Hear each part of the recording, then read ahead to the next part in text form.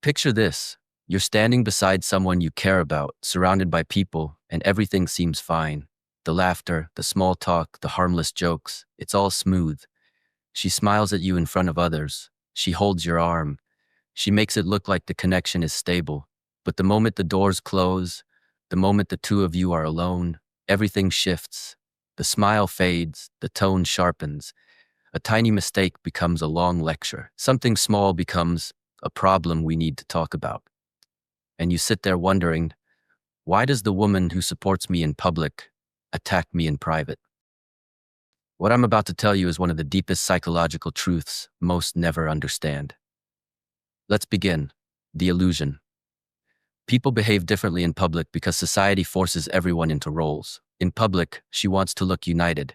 In private, she finally releases the pressure she has been holding inside. This duality confuses you. It makes you doubt yourself. You replay moments. She defended you in front of friends. She complimented you at a gathering.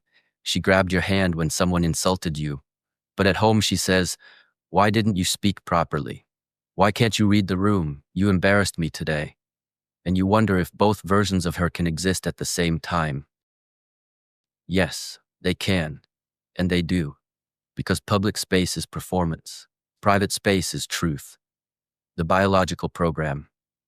Human behavior is ancient. Inside every person lives an evolutionary mechanism that reacts to pressure, dominance, social ranking, and emotional safety.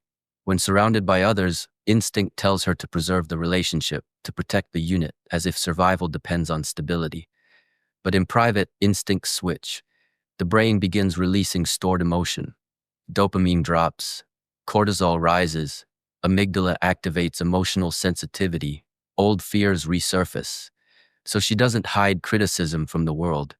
She saves it for the moment she feels safe enough to release it. You become the emotional container, not because you deserve it, but because you are the closest, the mechanism.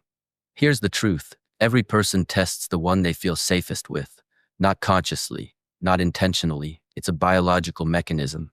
When you're in public, you represent security, you represent status, you represent unity, and unity must be maintained. When you're in private, you represent emotional release.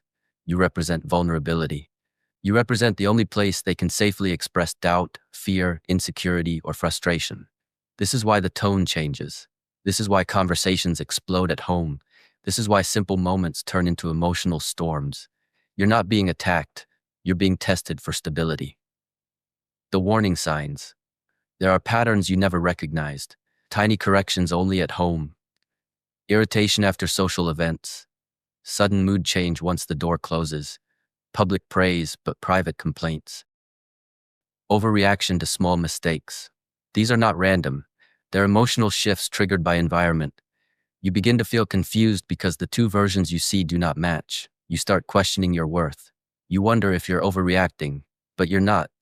You're witnessing someone who lives in two psychological states: public preservation and private evaluation.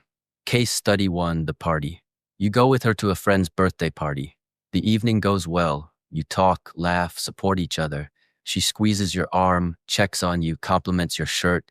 Everyone sees a perfect connection, but the moment you both step into the car, silence. Then, "You didn't pay attention when I introduced you. You looked uninterested. You made me feel alone out there." One small moment, magnified, not because she hates you, but because the emotional mask slipped the moment the environment changed. Case study 2, the dinner. It's a family dinner. Everyone praises you. Her parents ask you questions. She even jumps in to defend you when someone disagrees.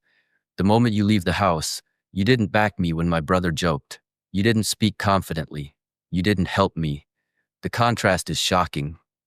But the reason is simple. In public, she protects the bond. In private, she protects her expectations. The social conspiracy. Modern society teaches people to express emotions in controlled environments, to stay polite outside, to release honesty inside. It creates a silent rule.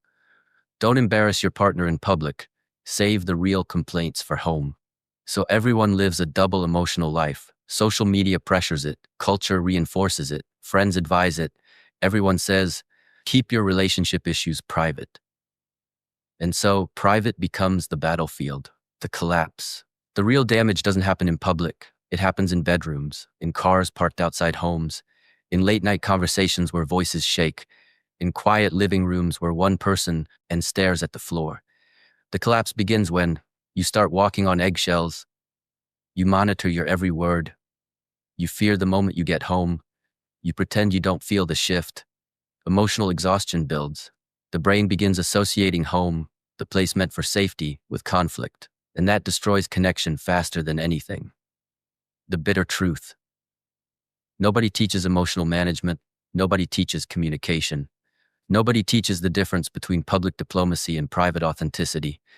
So people unintentionally hurt the ones they care about most. The bitter truth is this: people don't test strangers. People test the ones they care about to see if they'll stay. It's not fair, it's not logical, but it's real. The resolution. You cannot stop someone from expressing emotions, but you can control how you receive them. The solution is stability, not coldness, not anger, not defensiveness. Stability, a calm tone, straight posture, clear boundaries, soft but firm responses. I hear you.